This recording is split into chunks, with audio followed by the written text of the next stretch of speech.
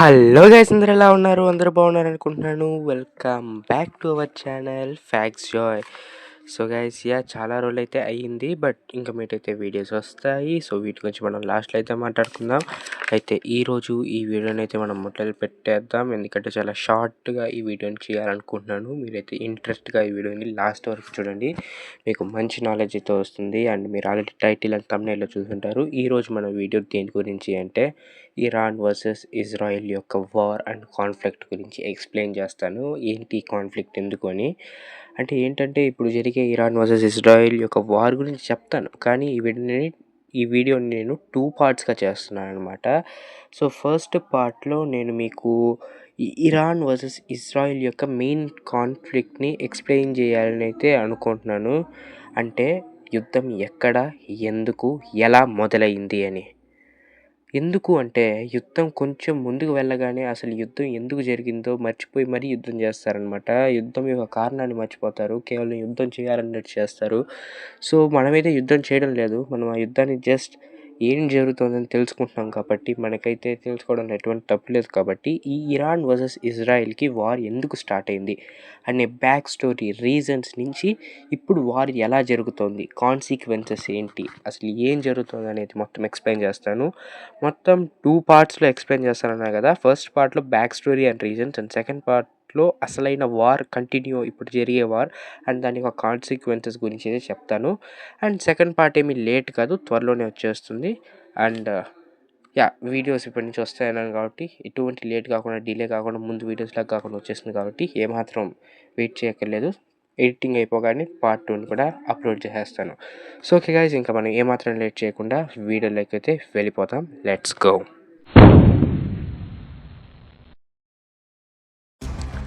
2024 October 1 Iran Israel మీద 180 ballistic మిసైల్స్తో attack చేసింది.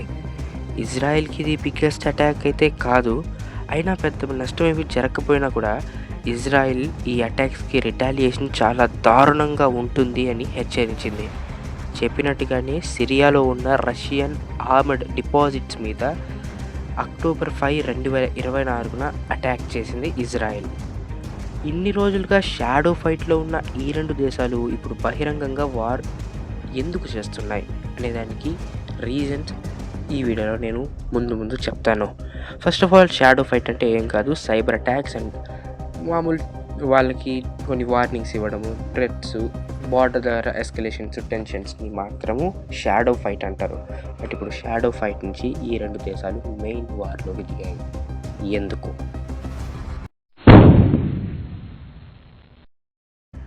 Guys, వీడియోలో ఎక్కడైనా చిన్న ప్రొనౌన్సియేషన్ మిస్టేక్లు ఉంటే క్షమించండి. మ్యాక్సిమం నేను అవాయిడ్ చేయడానికి ట్రై చేస్తాను, బట్ ఎక్కడైనా చిన్న మిస్టేక్స్ ఉంటే క్షమించాలని కోరుకుంటున్నాను. సరే, ఇప్పుడు ఈ రెండు దేశాలు వార్లో ఎనిమీస్గా ఉన్నా కూడా ఒకప్పుడు ఈ 2 కంట్రీస్ మంచి ఫ్రెండ్స్గా ఉండేవి. ఇన్ఫ్యాక్ట్ ఇజ్రాయెల్ని టర్కీ తర్వాత ఒక కంట్రీగా రికగ్నైజ్ చేసింది ఇరానే. 1948లో ఇరాన్ని పాలించే ది షా అని పిలువబడే మొహమ్మద్ రిజా జహ్లావి ఇరాన్ని మోడర్నైజేషన్ చేయడానికి చాలా హెల్ప్ చేశాడు, ఇరాన్ని డెవలప్ చేశాడు. అలానే ఇరాన్ని సెక్యులర్ కంట్రీగా చేద్దామని అయితే అనుకున్నాడు, కానీ చేయలేకపోయాడు. ఎడ్యుకేషన్, మెడికల్గా మరియు ఇన్ఫ్రాస్ట్రక్చర్ వైజ్ అన్ని వెస్టర్న్ కంట్రీస్కి ధీటుగా చేద్దామని ఇరాన్ని తను అనుకున్నాడు అండ్ చేశాడు కూడా. బట్ కేవలం ఇరాన్ క్యాపిటల్ అయిన టెహరాన్లో మాత్రమే చేయగలిగాడు. రిమైనింగ్ ప్లేసెస్ అన్నీ కూడా పావర్టీలో ఇంకా అలానే ఉండేవి. అండ్ తను వీటి కోసం ఇజ్రాయెల్తో మంచి రిలేషన్ పెట్టుకున్నాడు. ట్రేడింగ్ వైజ్ చాలా మంచిగా సాగేవి. తను ఇజ్రాయెల్ని చాలా రెస్పెక్ట్ చేసేవాడు. ఇన్ఫ్యాక్ట్ ఇజ్రాయెల్ చుట్టూ ఉన్న కంట్రీస్ అసహించుకున్న తను మాత్రం ఇజ్రాయెల్లోని జ్యూస్ని బాగా ట్రీట్ చేసేవాడు. సో దీంతో ఇరాన్లో ఉన్న మిగతా ప్రజలందరూ ఒకటై షాకి వ్యతిరేకంగా ప్రొటెస్టులు చేశారు. ఈ ప్రొటెస్టులన్నీ ఒక రెవల్యూషన్గా మారాయి.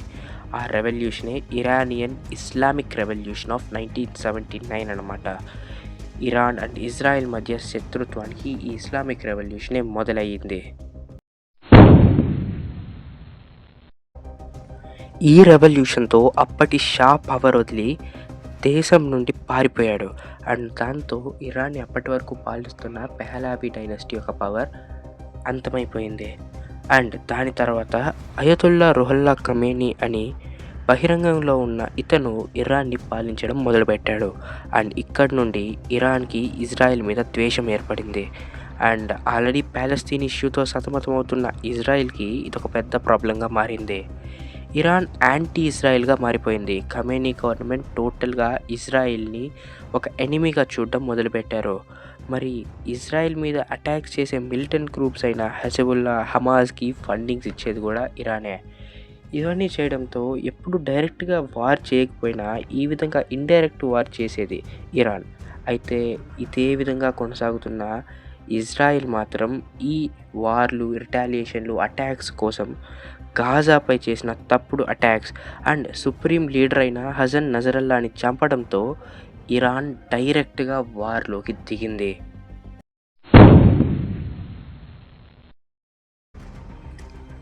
అయితే ఇప్పటివరకు జరిగినవన్నీ కూడా 1948 నుండి ఇరాన్ మరియు ఇజ్రాయెల్ మధ్యన ఉన్న రీజన్స్. అసలు ఈ ప్రాక్సీ వార్, షాడో ఫైట్స్ ఇవన్నీ 2023 వరకు జరిగాయి. కానీ ఇప్పటివరకు చెప్పిన ఈ డైరెక్ట్ వార్, అటాక్స్ ఇవన్నీ 2024 ఏప్రిల్ అండ్ జూన్ మధ్యలో జరిగాయి. అండ్ సెప్టెంబర్లో హసన్ నజరల్లాని చంపడం జరిగింది. అండ్ ఆ తర్వాత నేను వీడియో స్టార్టింగ్లో చెప్పిన అటాక్స్ జరిగాయి. అవే 2024 అక్టోబర్ 1 ఇరాన్ ఇజ్రాయెల్ మీద 180 బ్యాలిస్టిక్ మిసైల్స్తో హసన్ నజరల్లాకి రివెంజ్గా, తన మీద జరిగిన అటాక్కి రివెంజ్గా చేసిన అటాక్స్ అనమాట. అయితే దాని తర్వాత సిరియా మీద అటాక్స్ జరిగాయి. అండ్ దాని తర్వాత వాటికి రిటాలియేషన్గా ఇరాన్ 300+ డ్రోన్స్తో ఇజ్రాయెల్ మీద అటాక్ చేసింది. అయితే మళ్ళీ ఇజ్రాయెల్ ఇరాన్ యొక్క యాక్సిస్ ఆఫ్ రెసిస్టెన్స్ని వీక్ చేసింది. అయితే ఈ war US, UK, France and Jordan ఇన్వాల్వ్మెంట్తో కొంచెం తగ్గినా కూడా వార్ యొక్క టెన్షన్స్ ఇంకా అలానే ఉన్నాయి. అయితే అప్పుడప్పుడు చిన్న చిన్న అటాక్స్ జరుగుతున్నా కూడా అస్సలైన వార్, మీరు ఇప్పుడు చూస్తున్న వార్ మొత్తం ఇప్పుడే స్టార్ట్ అయింది. జూన్ 13, 2025 ఇజ్రాయెల్ ఇరాన్లోని న్యూక్లియర్ బేసెస్ మీద బాంబులతో అటాక్ చేసింది. దానికి ఇరాన్ కూడా ఇజ్రాయెల్పై మిసైల్స్తో అటాక్ చేసింది. అయితే ముందుగా ఇజ్రాయెల్ అటాక్స్ ఎందుకు చేసింది? ఎందుకంటే ఇరాన్ తన ఓన్ న్యూక్లియర్ వెపన్స్ని తయారు చేసుకుంటోంది. ఇరాన్లో చాలా చోట్ల uranium extractions and nuclear research programmes జరుగుతున్నాయని ఇరాన్కి ఇంటెల్ అందింది.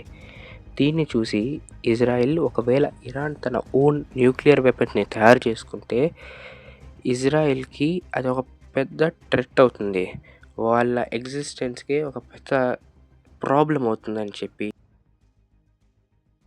ఇజ్రాయెల్ ఇరాన్ మీద ఈ అటాక్స్ని ఆపరేషన్ రైజింగ్ లయన్లో భాగంగా చేసింది.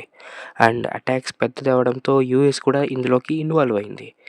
ఈ వార్లో అయితే ఈ అటాక్స్లో మేజర్గా ఇజ్రాయెల్ ఇరాన్ యొక్క మిలిటరీ కమాండర్స్ అండ్ పొలిటికల్ పవర్స్తో కలుపుకొని 78 మందిని చంపింది. అండ్ 6 మంది న్యూక్లియర్ పవర్ ప్లాంట్లో పనిచేసే సైంటిస్ట్ని చంపింది. అయితే ఇప్పుడు ప్రెజెంట్ జరుగుతున్న వారికి దాని ఎయిమ్కి, కాన్సిక్వెన్సెస్కి అండ్ ఇప్పటివరకు జరిగిన వీటికి సంబంధమే లేదు. అంటే రిలేషన్ అయితే ఉంది, బట్ రియల్ రీజన్స్ వేరే ఉన్నాయి. అవి చాలా చాలా డిఫరెంట్ ఉన్నాయి. రియల్ రీజన్స్ చాలా డిఫరెంట్. అసలు ఆ రియల్ రీజన్స్ ఏంటి? ఇప్పుడు జరుగుతున్న వార్కి అండ్ వీటికి సంబంధం ఉందా? యూఎస్ ఎందుకు ఇన్వాల్వ్ అయింది? యూఎస్ ఇన్వాల్వ్ అవ్వడానికి రియల్ రీజన్స్ ఏంటి?